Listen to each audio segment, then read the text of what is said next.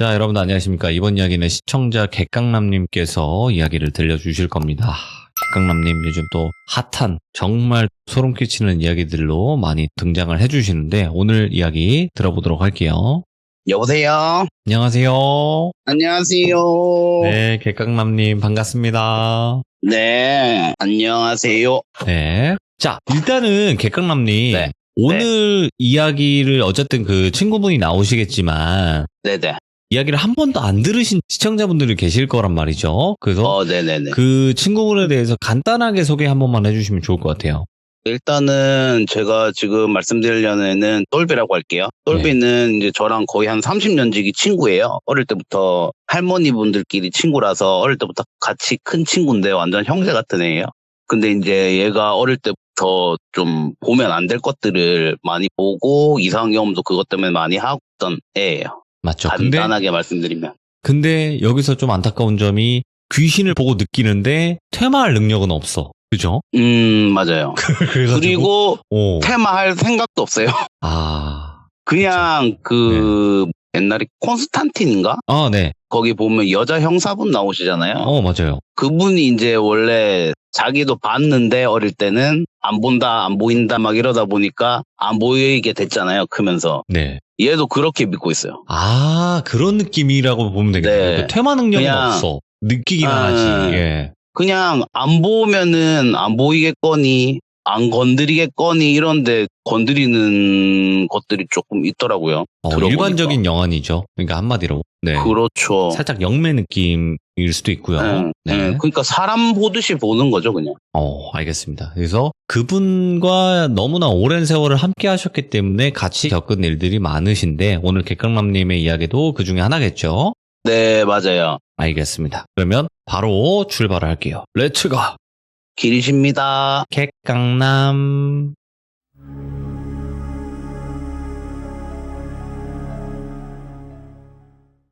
일단은 이제 한 10몇 년 전일 거예요. 저희가 20대 초반이었나? 군대는 갔다 오고 그랬을 시절인데 정확한 시기는 기억이 안 나고 친구 할아버지가 돌아가셨어요. 그래서 이제 그때 친구들끼리 장례식 내내 좀 도와드리려고 3일장 치르시는 동안에 도와드리려고 갔어요. 셋이서. 그래서 이제 빈소 차리고 뭐 하고 이것저것 하고 이러고 있는데 저녁쯤인가? 옆 빈소에 다른 가족분들이 들어오셨더라고요. 근데 그 가족분이 첫인상부터 되게 이상했던 게 상주분이 두 줄 완장을 차고 계시잖아요. 근데 보통 상복을 입고 이걸 차야 되는데 그냥 평상복, 그것도 반팔 반바지, 그걸 입고 맨살에다가 상주 완장을 차고 계신 거예요. 장남으로 보이시는 분이. 되게 개념 없다. 아니 정장을 입지는 못할 망정 반팔에 반바지를 입고 그것도 슬리퍼 신고 막 돌아다니시더라고요. 그 복장으로. 그래서 되게 이상한 집안이다 이러고 있는데 그분만 이상한 게 아니고 그분 동생으로 보이는 남동생분도 오시자마자 뭐 장례식 치를 생각은 없으시고 막 술만 드시고 자기 어머니 영정사진 앞에서 막 전화통화하면서 웃으시고 며느리 같은 분들도 뭐 화장을 하고 계신 거예요. 장례식장에서. 자기들끼리 수다 떨면서. 근데 제일 이상했던 게 아무도 안 슬퍼 보여요. 어머님 장례를 치르러 왔는데. 근데 딱 한 분 거기 큰딸분으로 보이시는 분이 되게 우시는 거예요. 자기 가족들 목까지 우는 것처럼 진짜 떠나가라고 우시는 거예요. 옆에서 보는데도 너무 안쓰러울 정도로 꺽꺽거리시면서 우시더라고요. 그분 혼자만. 그래서 되게 이상한 집안이다 그러고 있는데 저희가 이제 바깥에 어른들이 짐 좀 가져와라 이래서 빈소에서 바깥까지 왔다 갔다 이러고 있는데 그 형제 두 분이 나오셔서 흡연 하시는 곳에서 음료수를 막 마시면서 얘기를 하시더라고요. 예. 근데 저희가 막 짐 나르다 보면 들리잖아요. 바로 옆이니까. 이러고 있는데 이건 좀 선을 넘었는데 이 생각이 드는 게 자기 어머니 장례식 와가지고 보험금 얘기를 하고 뭐 재산 분할 어떻게 할 거냐고 돈 얘기를 하고 있더라고요. 장례 치를 생각은 안 하고. 그래서 막 이렇게 지나가다 들으니까 뭐 대충 들은 게 아니 저번에 아버지 때는 큰 누나가 모시고 장녀라고 우리보다 많이 들고 왔는데 이번에는 동등하게 나눠야 되지 않겠냐고 셋이서 막 그런 돈 얘기를 하고 있길래 어머니 장례식장에서 너무한데 이러면서 이제 그냥 지나갔어요. 그래가지고 저희 조문객들이 이제 한창 맞이하고 하다 보니까 한 새벽이 돼서 조문객들이 보통 그 시간대면 없어요, 잘. 그래서 이제 어른분들도 그냥 기대서 주무시고 하시더라고요. 그래서 저희도 이제 좀 쉬자 이래가지고 조문객들 식사하시는데 거기서 이제 저희끼리 앉아가지고 막 수다 떨고 있었는데 똘비 얘가 그때 이제 회사를 다니고 있어서 그날도 근무를 하고 온 상태라서 얘가 이제 미안하다 먼저 좀 들어가서 잘게 이러더라고요. 그래서 알겠다 들어가서 자 이러고 거기 빈소에 조그맣게 쪽방이 하나 딸려 있더라고요. 거기서 들어가는 것까지 봤어요. 자러 들어가더라고요. 그래서 이제 저희끼리 이런저런 얘기하고 있는데 한 5분? 한 10분도 안 돼서 애가 터벅터벅 나오더라고요. 그리고 턱 옆에 앉더니 되게 소곤소곤거리는 목소리. 야, 근데 이 장례식장에서 누가 이렇게 깔깔거리면서 웃냐고. 근데 저희는 바깥에 있었잖아요.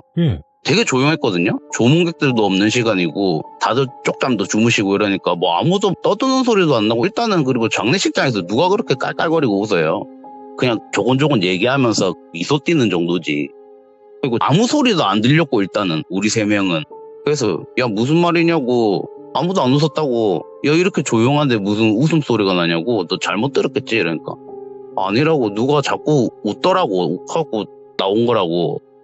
잠이 들라고 하는데 진짜 막 넘어갈 듯이 웃더래요. 자꾸. 그래가지고 어디서 웃음소리가 나지? 얘가 일단은 들었다고 하니까 저희가 이제 한번 빈소 쪽을 둘러봤어요. 혹시나 웃는 분이 계실까 해서. 네. 그래서 둘러보다 보니까 옆 빈소에도 이제 쪽방이 하나 딱 달려있더라고요. 그리고 거기 문이 살짝 열려있는데 두 형제분 있죠. 개념 없는.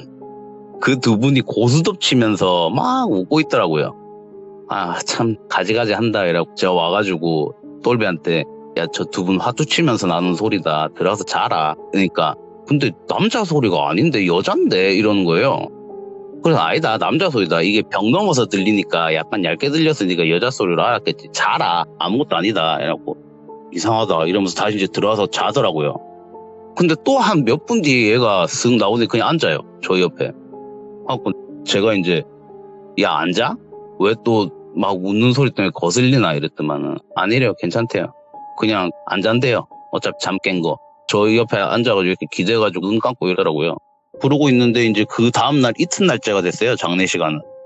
그래가지고 저희 또 조문객 맞이하고 심부름하고 이러고 있다가 한 저녁 9시 때쯤인가?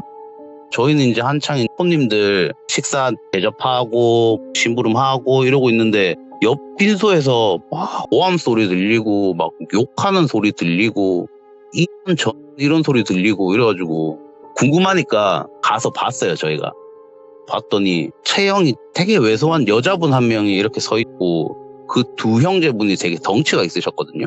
근데 막 멱살을 잡고 나가라고 네가 여기가 어디라고 하냐면서 막 쥐고 흔드는 거예요. 욕을 하면서 상스러운 소리까지 나오고 이러니까 그래도 여기서 저렇게까지 하나 이러고 있는데 다른 가족들은 구경만 하고 있고 말릴 생각은 안 하고 그 큰따님 분은 계속 울고 계시더라고요. 첫날부터 네. 진짜 저희 장례 끝날 때까지 우셨어요. 그분은 계속 우시더라고. 잠도 안 자고. 그래가지고 되게 막 혼란스럽더라고요. 막 그 울음소리 뒤섞여가지고 욕짓거리하고 막 몸싸움하고 이러는데 그 여자분은 계속 이렇게 멱살 잡힌 상태로 그냥 아무 말도 없이 눈 딱 감고 흔들리고만 있는 거예요. 막 한참 그러고 있는데 갑자기 우시던 큰 따님이 벌떡 일어나더니 지금 생각해도 되게 소름 끼치는 게 살면서 제가 그렇게 화난 얼굴은 처음 봤어요. 사람이 사람한테 화를 내는데 소름 끼칠 정도로 화를 내는 거를 제가 그때 처음 봤어요. 예. 갑자기 그 우시던 분이 일어나더니 그 여자분 머리채를 잡고 따라 나오라면서 막 끌고 나가시더라고요. 그러니까 이게 조문 오신 분들은 그 친척분들일 거 아니에요. 그러니까 그분들이 이제 큰 싸움 날 것 같으니까 예. 말리러 몇 분이 나가시더라고요. 야, 이건 무슨 가족 자체도 이상하고 조문 오는 사람도 이상하다 이러면서 저희끼리 이제 흉을 막 보고 있었어요. 그럼 한참 흉을 보고 있는데 똘비 얘가 조금 늦은 저녁이니까 너무 피곤하니까 쪽방에서 쪽잠을 자고 네. 나왔어요. 무슨 소란이냐고. 하고 저희가 이제 이런저런 일이 있었다 얘기를 해줬죠. 그랬더니 잠 한숨도 못 잤대요. 자꾸 여자 웃음소리가 계속 들린대요. 예. 잠이 들라 하면은 깔깔깔깔 이런 소리가 들리고 밖에서 나는 그 소음 때문에 깬 게 아니래. 그 웃음소리 때문에 깬 거래요. 오. 그리고 그것도 있고 얘가 이제 일을 하고 몸이 피곤하다 보니까 겨우 선잠이 들었는데 그 와중에도 꿈을 꿨대요. 꿈을 꿨는데 옆 빈소가 보이더래요. 쪽방 문을 열고 나왔는데 우리 빈소가 아니고 옆 빈소더래요. 근데 탁 나왔는데 웬 할머니 한 분이 영정사진 올려놓는 곳 있죠? 거기에 가만히 이렇게 눈을 감고 앉아있는데 피눈물을 줄줄줄줄 흘리고 계시더래요. 아무 말도 없이. 그러고 있는데 그 옆 빈소 가족분들은 이게 상갓집인데 마치 느낌이 잔치집 느낌? 막 왁자지껄 웃고 있고 그 돌아가신 할머니 분은 자기 자리에 앉아서 피눈물을 흘리고 계신데 이까지 뿌득뿌득하는 소리를 내면서 갈고 계시더래요. 그러면서 피눈물 줄줄줄 흘리고 계신데 그 가족분들은 그냥 진짜 누가 봐도 축하하는 자리 이런 자리처럼 막 웃고 떠들고 이러고 있더래요. 그리고 할머니 앞에 되게 큰 잔치상을 딱 갖다 놓는데 누가 봐도 잔치상인데 그 음식 놔둔 그릇이며 음식 차려놓은 종류들이며 제사상이더래요. 그리고 이제 저희 케이크 이렇게 축하하는 자리에 놓고 후 하고 불잖아요. 그거를 가족분들이 후 부는데 그 케이크가 아니고 장례식 때 보면 향초 꽂아 놓잖아요. 그 향초로 불을 끄더래요. 너무 이상하잖아요. 이 상황이 꿈이지만 이게 무슨 상황이지? 진짜 막장은 막장이구나. 내가 그래서 이런 꿈을 꾸는구나 이런 생각을 했대요. 그래가지고 그러고 있는데 이제 조문객들이 그 분위기와는 안 어울리게 되게 엄숙하게 한 분씩 들어와서 할머니한테 절을 하는데 그 절하는 걸 보면서 두 형제분이 막 손가락질하면서 진짜 박장대소를 하더래요. 그리고 다 깼다는 거예요. 이게 꿈이 되게 이상한 꿈인데 무섭다는 느낌은 안 들고 역하다? 역겹다? 이런 느낌이 들더래요. 되게 뒤끝이 구린 느낌이 들어서 오히려 자고 나니까 더 피곤하다고. 근데 저희가 이제 식당 쪽에서 앉아가지고 그 얘기를 했거든요. 되게 이상한 꿈을 꾼다. 이 옆에 집이 확실히 이상하긴 이상한가 보다. 막 이런 얘기하고 있는데 친구 어머니가 승모분이랑 들어오시더라고요. 그리고 저 끝쪽에 앉아가지고 막 얘기를 하시는데 어머님이 아까 그 여자분 끌려 나가실 때 궁금해서 따라 나가셨대요. 알아보려고. 그래가지고 따라 나갔더니 멀리 있어가지고 가까이서는 못 듣겠고 무슨 대화를 하는지 모르겠는데 따라 나온 친척분들이 막 말리고 있고 그 두 분이서 막 무슨 뭐 말싸움 하는 것처럼 내용은 안 들리는데 싸우고 계시더래요. 언성 높이면서. 근데 그 끌려 나오신 여자분은 아무 말씀 없이 그냥 가만히 있고 그 큰 따님 분만 고함을 지르면서 뭐라를 하시더래요. 그래가지고 일단 이야기 내용은 안 들리고 친척분들이 막 말리고 하시니까 그 끌려 나온 여자분은 먼저 가셨대요. 한창 욕을 듣더니 가시고 그 큰 따님 분이 우시면서 다시 이제 빈소로 들어가시더래요. 그 친구 어머님이 궁금하니까 아무 친척분 한 분 따라 나오신 아주머니를 붙잡고 아이고 저기 몇 빈소인데 무슨 일이냐고 장례식장에서 이렇게 떠들고 하는 건 좀 아닌 것 같은데 무슨 사정이 있어서 이렇게까지 하냐 이랬더니 아주머니들 금방 친해지잖아요. 처음 보셔도. 막 주저리 또 말씀을 해주시더래요. 그분이. 갖고 얘기를 들어보니까 돌아가신 할머니분이 자제분이 4분이다. 근데 그 4명 자식 중에 자식 교육을 잘못 시켜서 그런 건지 큰딸 말고는 쓸 놈이 없대요. 예. 돌아가신 분 장례식장 와가지고 자식들 욕하는 건 좀 아니긴 한데 아닌 건 아니래. 그러니까 큰 따님 분은 되게 효녀래요. 아버님이랑 어머님을 혼자서 모셨는데 아버님 돌아가시기 전까지도 되게 지극정성으로 모시고 이번에 돌아가신 분이 몇 년 동안 치매를 앓으셨대요. 치매 간병하는 게 되게 힘들거든요. 그거를 이제 몇 년 동안 진짜 아무 군소리 없이 해낸 되게 효녀래. 하고 그 얘기를 이제 들으니까 이게 이해가 되더라고요. 왜 저렇게 우시는 건지. 얼마나 마음공세도 심하시고 정도 많이 쌓였겠어요. 자기 어머니랑. 그래서 저렇게 우시는구나 이렇게 생각하고 있는데 그 아들놈 둘이라는 거는 맨날 집에서 돈이나 내놓으라 하고 사업하다가 말아먹고 완전 그냥 개 백정이라고 말씀을 하시더라고요. 진짜 완전 개망나니들이라고. 근데 이제 어머님이 듣다 보니까 3명인데 왜 자식이 4명이라고 하지? 이런 생각이 들어서 물어봤대요. 근데 자제분이 3분이 아니신가요? 고인분이? 이랬더니 아니래요. 4명이래요. 막내딸이 있대. 근데 막내 따님분은 안 보이시던데 장례식장에. 이렇게 여쭤봤더니 방금 전에 끌려 나온 여자애가 막내딸이래요. 그래서 아니 그 언니분도 그렇고 오빠 두 분도 그렇고 자기 막내 동생인데 왜 그렇게 어머님 장례식장에서 그렇게 욕을 하면서 끌어내셨냐 물어봤더니 이분이 무속인이시래요. 막내 따님분이.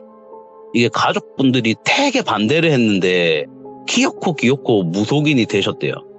그래가지고 무속인 되고 나서부터는 연락도 끊고 단절하고 사시고 아버지 장례식 때는 오지도 않았대요. 네. 근데 뭔 심경의 변화가 있어서 그런 건지 뭐 얻어먹을 게 있어서 주워 먹으려고 온 건지 어머니 장례식장은 어떻게 알고 왔다고. 그러니까 이게 이해가 되는 거예요. 그래서 그렇게 진짜 쥐잡듯이 끄집어냈구나 이런 생각이 들더라고요.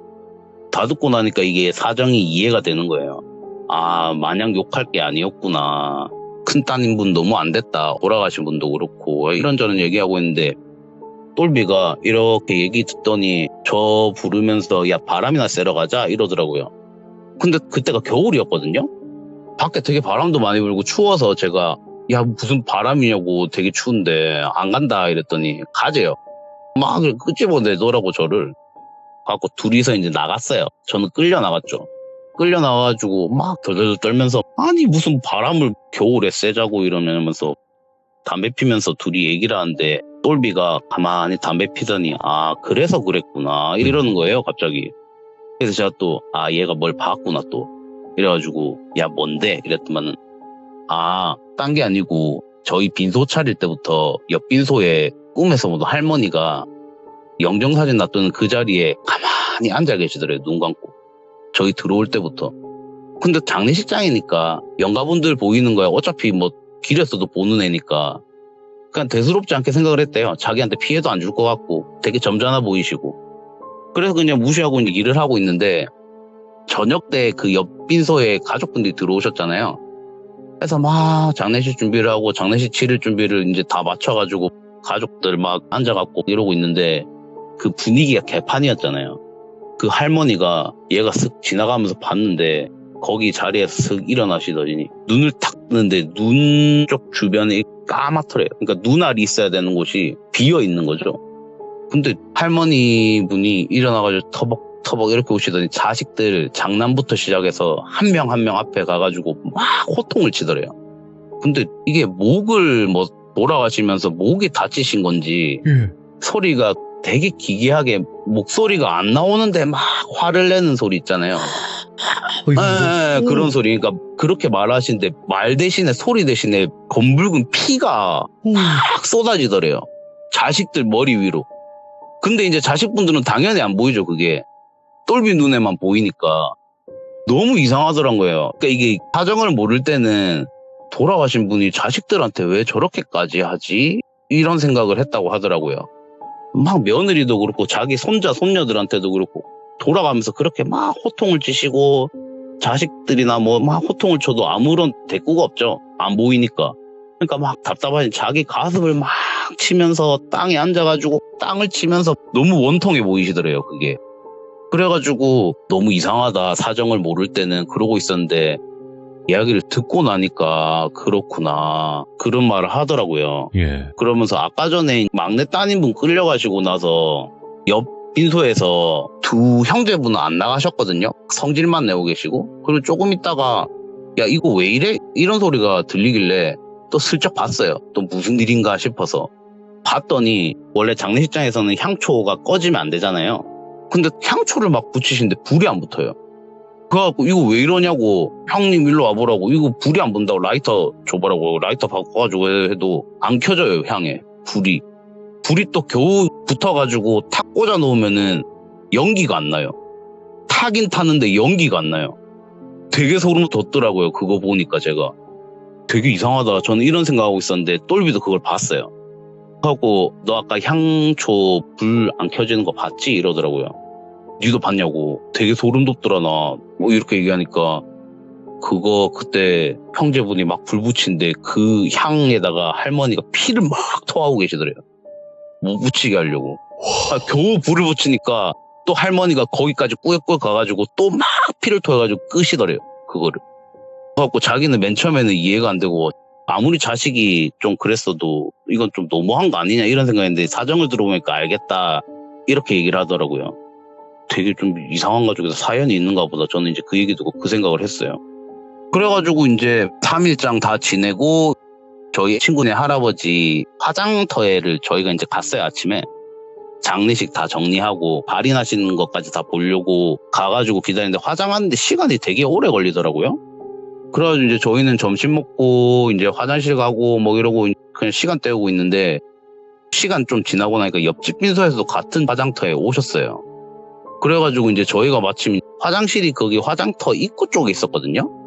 그래가지고 저랑 똘비랑 화장실 갔다가 손 씻고 이제 나오면서 이렇게 지나가는데 옆 빈소 있던 분들이 화장터에 입관시키려고 가족분들이 나란히 양옆으로 서서 관을 이렇게 미시면서 가시더라고요. 근데 그때까지도 큰 따님분이 되게 우시는 거예요.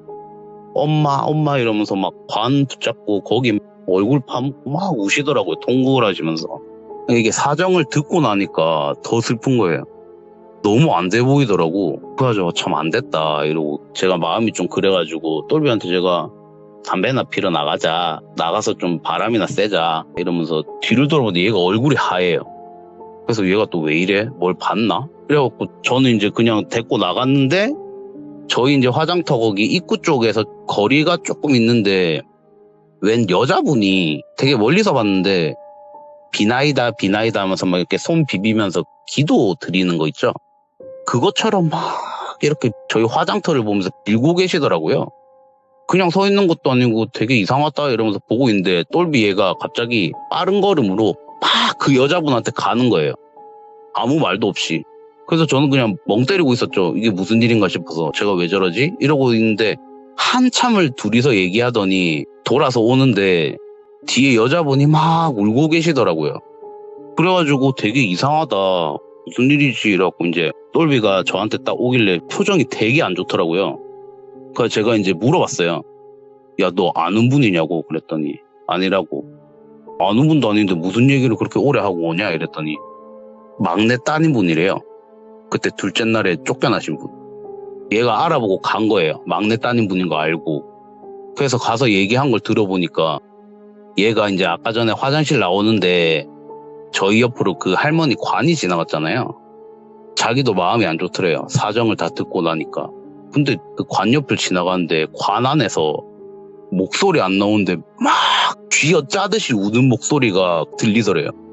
정말 서럽게 막 이렇게 우는 소리가 관 안에서 들리니까 아, 할머님이 너무 이게 한이 되셔서 우시는구나. 이게 평소 같았으면 되게 무서웠을 텐데 그 얘기를 다 듣고 들으니까 마음이 되게 안 좋더래요. 큰 따님분 우시는 목소리에 그 어머니 관 안에서 들리는 소리가 막 겹쳐 보이면서 되게 안 좋더래요. 마음이. 좀 그렇다 이러면서 싹 지나가는데 관을 탁 지나는 자기 뒤에서 네. 놓친네 3일 내내 쳐울고 지랄이네 이러면서 탁 웃더래요. 누가. 뭐야? 근데 그 웃음소리가 똘비가 3일 내내 들은 그 웃음소리더래요. 자려고 누웠다 하면 들리던 그 깔깔거리는 소리. 누가 싹 돌아와가지고 누가 웃었지 하면서 이렇게 가족분들이 여러 명 있으니까 막 찾아보는데 그 큰 따님 분이랑 눈이 딱 마주쳤대요. 근데 그 한순간에 방금 전까지 우시던 분이 씩 웃더래요. 이게 마치 아 너도 들었어? 약간 이런 느낌이 들어요. 와. 그 한순간에 싹 웃더니 다시 얼굴이 표정이 싹 바뀌더니 막 울면서 다시 가시더란 거예요. 근데 그 울음소리가 그 웃음을 보고 난 뒤에 들으니까 그 깔깔거리는 웃음소리가 들리더래요. 이게 뭐지 하고 얘는 이제 넋이 나간 거죠. 예. 내가 지금 뭘 보고 뭘 들은 거지 이러면서 얼굴이 하얗게 질려가 딱 나왔는데 그 막내 따님분이 때마침 기도 드리듯이 막 이러고 있으니까 이거 가서 무조건 물어봐야겠다. 그런 생각도 안 들고 그냥 몸이 먼저 반응을 해서 간 거예요. 그래서 이제 따님분한테 가서 무당이란 걸 들었잖아요. 그러니까 얘가 단도직입적으로 원래 그런 말 딴 사람한테 안 하는데 모르는 분한테 그 얘기를 한 거예요. 나 사실은 못 볼 걸 본다. 무당이란 걸 들었다. 제가 장례식 동안 이런 일이 있었고 방금 전에 이런 일이 있었다. 다 얘기를 해드리니까 그 막내 따님분이 얘기를 다 들으시더니 막 우시더래요. 얘기는 안 하고. 예. 그러니까 조금 진정될 때까지 기다렸다가 얘기를 해보셔라. 나 지금 이 상황이 이해가 안 된다. 이렇게 얘기를 하니까 막내 따님분이 하시는 말씀이 자기 무당 맞다. 어릴 때부터 자기가 신기가 있었대요. 근데 자기도 솔직히 어릴 때는 되게 하기 싫었는데 점점 크면서 몸이 아프더래요. 그래서 눌림굿이라고 했나? 하여튼 뭐 그 누르는 그런 굿이 있다 하더라고요. 그걸 받고 해도 아무 소용이 없더래요. 그래서 어쩔 수 없이 신을 모시게 됐는데 무슨 얘기를 들으셨는지 모르겠지만은 자기는 효녀까지는 아니더라도 부모님한테 연락은 꼬박꼬박 드렸대요. 그런데 어느 날부턴가 큰언니가 연락을 끊더래요. 중간에서 막더래요. 그래가지고 아니 언니가 나한테 왜 이러지 이런 생각이 들었대요. 오빠들이야 어차피 개차반이니까 이해를 하는데 언니는 나한테 이러면 안 되지라는 생각이 들었던 게 자기가 받은 신이 원래는 언니가 받아야 되는 신이래요. 그러니까 언니도 어릴 때부터 자기랑 똑같이 신기가 있었대요. 근데 무슨 변명을 들어가지고 원래 자기가 받아야 될 신인데 그 막내 따님분 말하시는 게 자기는 신을 안 받아도 됐대요. 언니가 받았으면. 뭐 그렇다 하더라고요. 얘기를 들어보니까. 가족 중에 뭐 한 명만 뭐 신을 받으면 된다고 했나? 하여튼 뭐 그런 식으로 얘기를 했다 하더라고요. 근데 언니가 자기는 장녀고 부모님 모셔야 되니까 네가 받아라. 그러니까 떠안은 거예요. 신을. 언니분이 받아야 될 신을. 그렇게까지 자기가 희생을 하면서 했는데 언니가 점점 가족들한테 자기 험담을 하고 그러니까 거짓말로 선동을 한 거죠. 가족분들한테. 그러니까 점점점 멀어진 거예요. 그래가지고 자기도 너무 섭섭하니까 그리고 이 오해를 풀 수가 없더래요. 이미 자기가 못 돌아갈 정도로 페루나로 만들어버려서 가족들한테 도저히 용기가 안 나서 못 돌아갔대요. 부모님도 이제 언니가 중간에서 막고 전화번호도 다 바꿔버리고 이사도 와버리고 이러니까 뭘 물어볼 방법이 없잖아요. 친척분들한테 물어봐도 자기는 페루나니까. 아무도 안 가르쳐주죠. 전화도 안 받죠. 그래서 이제 연락이 끊겨 살았는데 아버지 장례식 때는 연락도 안 했대요. 돌아가시고 한 몇 년 뒤에 알았다 하더라고요. 그래가지고 이제 이건 너무하다 이러고 있는데 어느 날 전화가 왔대요. 모르는 번호로. 그래가지고 여보세요 하고 받았더니 어머니더래요. 누구야 이러더래요. 하고 엄마 잘 지냈냐고 어떻게 연락했냐고 내 번호 어떻게 알고 연락했냐고 이렇게 울면서 얘기를 했더니 어머니가 한마디 하시더래요. 살려줘 이러더래요. 그리고 누가 뺐듯이 전화가 탁 끊기더래요.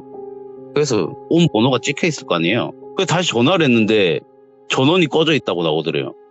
그래서 너무 이상하니까 친척분들한테 진짜 전화 안 받는 분들한테도 막 다 찾아가가지고 진짜 무릎 꿇고 빌면서 제발 좀 알려달라고 저희 어머니 연락처든지 뭐든지 좀 알려달라고 저 언니가 말한 것처럼 그런 게 아니다 이래갖고 겨우겨우 설득을 해서 알아냈는데 어머니가 돌아가신 거예요.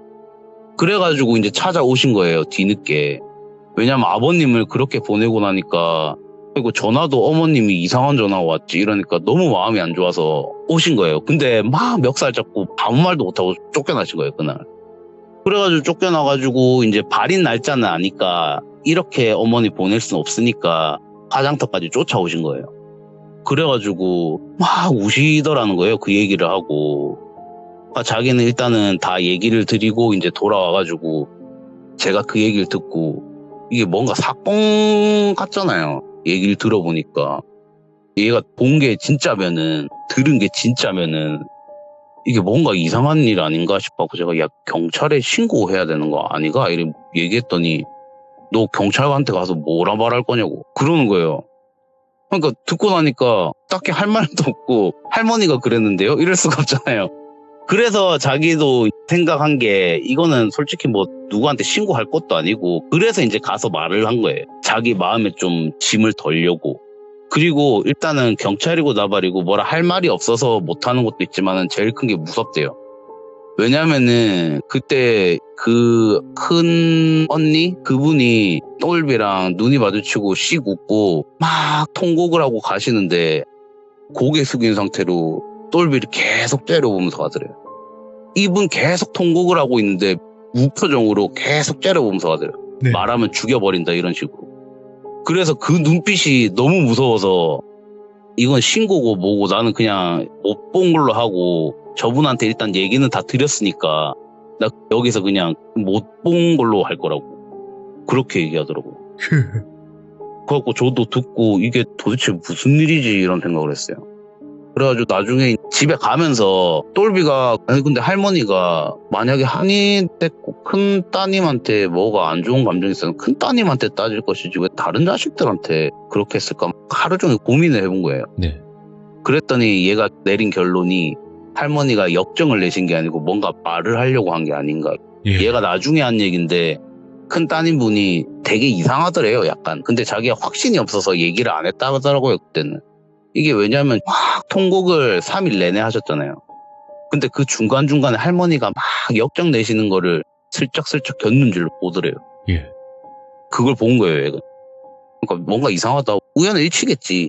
자기 같은 인간이 뭐 이 몇 명 안 되는 장례식장에 또 있을 수가 있겠나 이런 맨 처음에 생각을 했는데 네.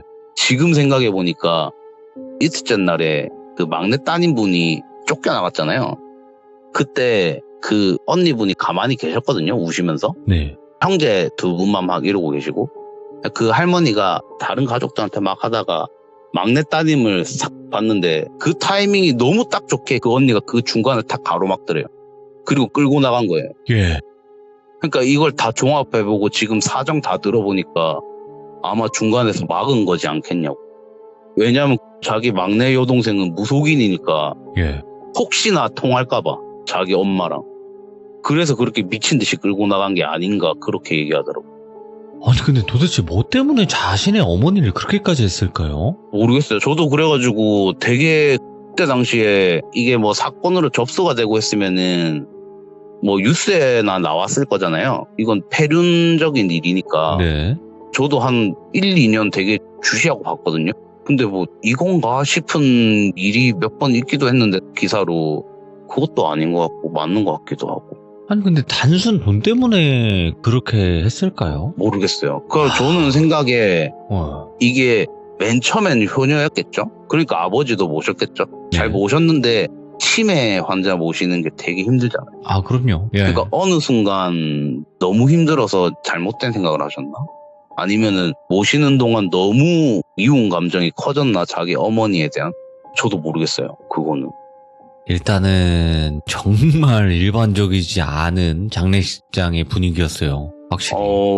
저도 그때는 진짜 소름 돋았어요. 이게 귀신보다 사람이 무섭군. 아유, 훨씬 확실히. 무섭죠. 진짜로. 예. 이거 왜냐면 물리적으로 충격을 줄 수가 있으니까. 그것도 너무 그렇지만 무섭더라고요. 귀신을 사람에 만들 수 있는 거잖아요. 결국에는 사람을 그렇죠. 해하거나 그러면 귀신이 되는 거잖아요.